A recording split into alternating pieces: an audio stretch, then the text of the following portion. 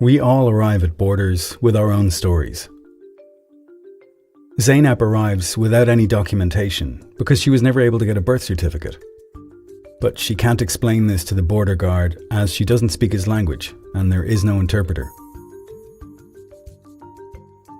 Haim is a border official in an understaffed and remote land border checkpoint. He works long hours under stressful conditions and needs to respond to many challenges throughout the day. Alan is 40 years old. He watched his teenage son drown when their boat capsized and is consumed with grief, but is finding it hard to express his trauma. Javiera is one of only 2 female border officials at a busy seaport. Here, she has experienced constant harassment and is increasingly suspicious of men who she meets in the course of her work.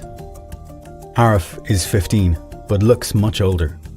When he arrives at the border, he doesn't know where his parents are, and he is too afraid to speak to anyone. Sam is a border official at an airport. He has been working in the same job for 2 years without a break. He becomes angry and frustrated when migrants seem uncooperative. Everyone comes to borders with their own stories. Borders can seem like hostile and remote places where no one has rights. But as we listen to each other, as we hear the stories that we bring to the border, we understand that everyone at borders, migrants, border officials, and others, all have human rights.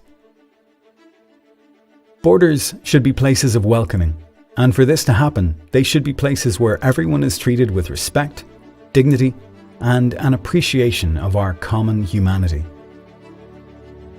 Human rights principles can guide the work of border officials in a way that leads to better outcomes for everyone involved. The UN Human Rights Office's recommended principles and guidelines on human rights at international borders are intended to translate the international human rights framework into practical border governance measures. They are based on the understanding that respecting the human rights of all people facilitates effective and sustainable border governance.